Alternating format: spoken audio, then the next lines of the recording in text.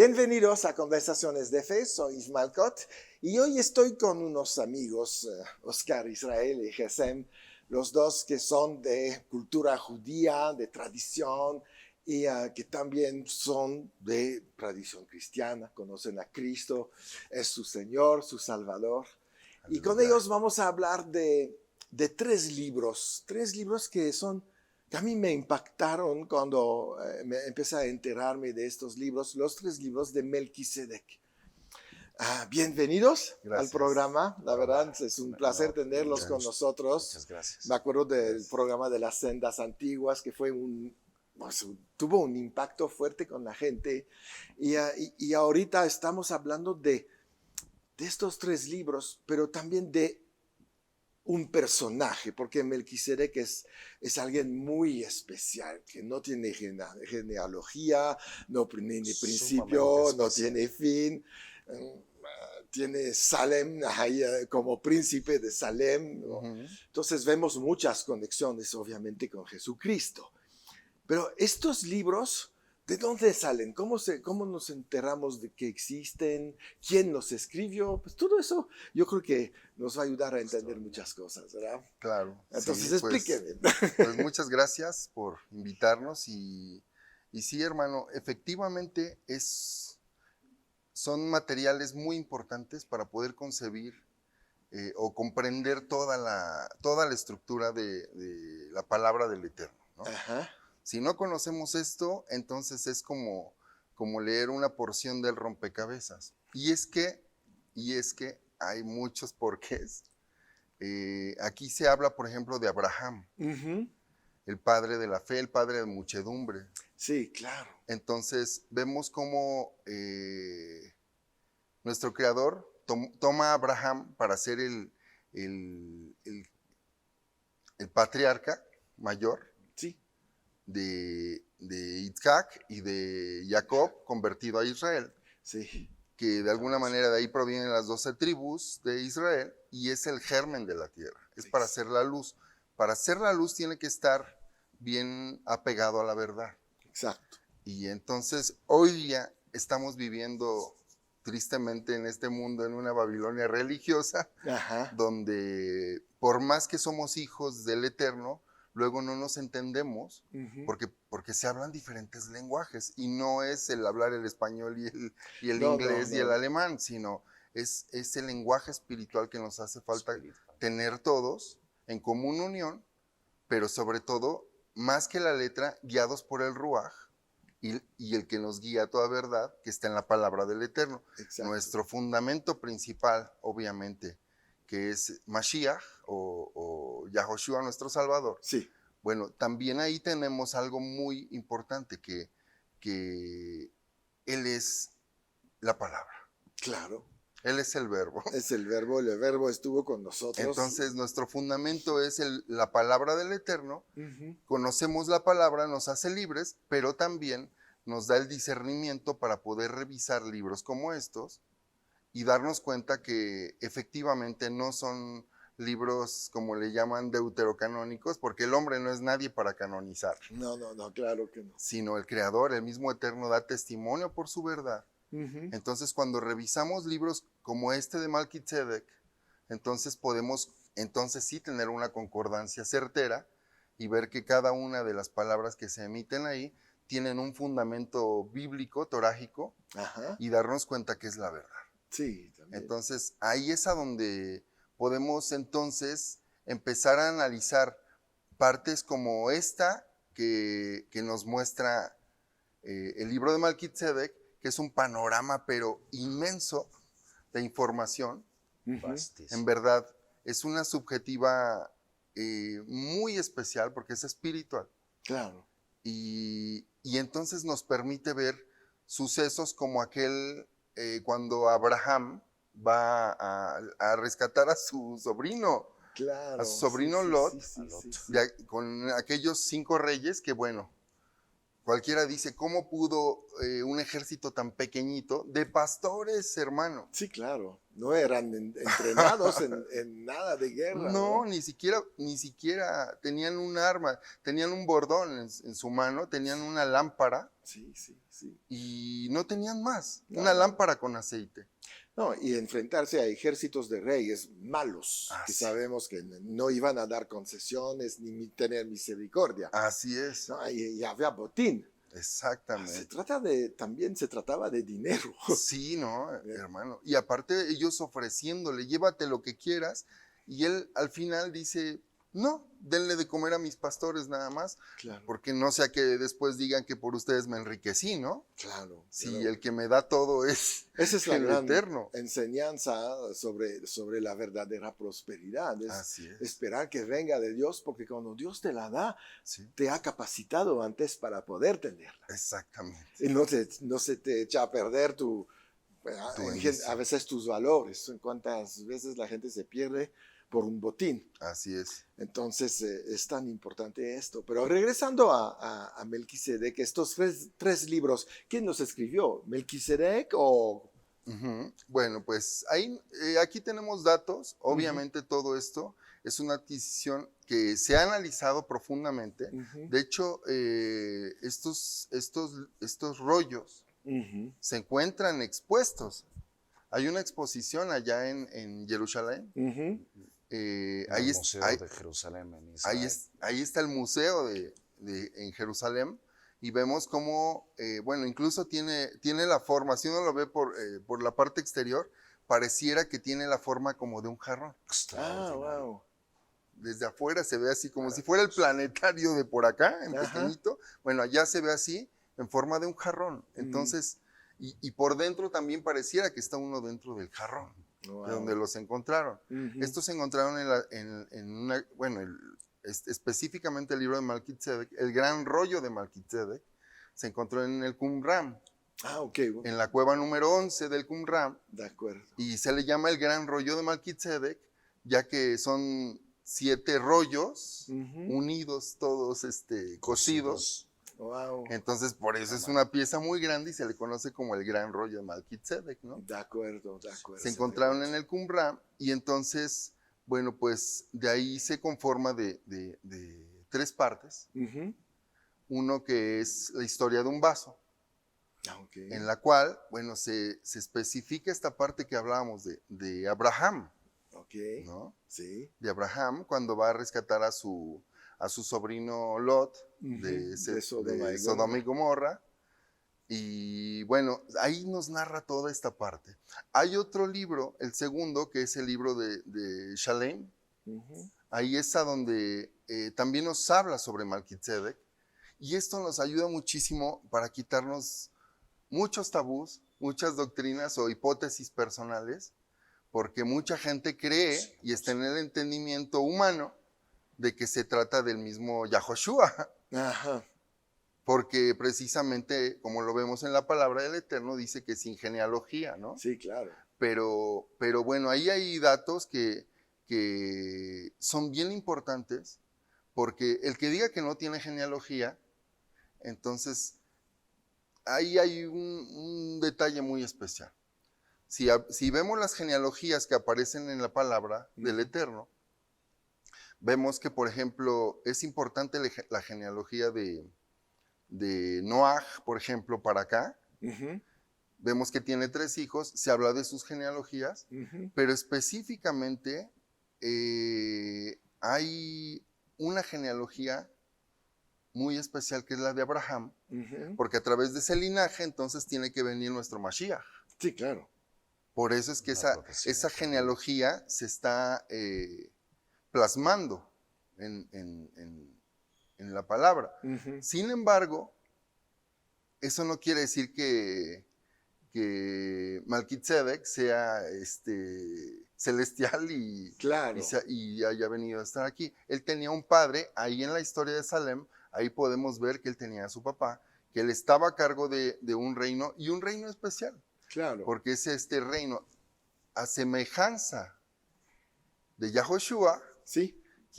como dice el mismo libro de Melquisedec, o la misma palabra también, en el libro de Hebreos, lo podemos ver, a semejanza de Yahoshua, también nos está diciendo que hay uno mayor que él, ¿no? Claro.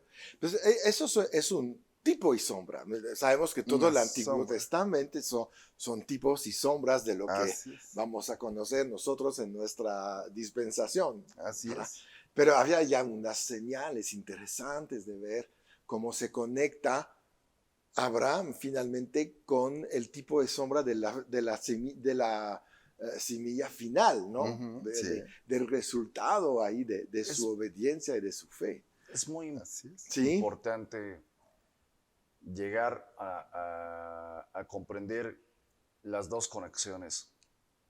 Melquisedec en su historia narra claramente, le narra a Abraham que durante 6 años estuvo registrando lo que le ocurrió. Él fue un hombre que antes de que existiera rey como Shaul o David en Israel, en Jerusalén, más específicamente, porque Jerusalén pertenecía a la casa de David, a la tribu de Yahudá, hasta el día de hoy.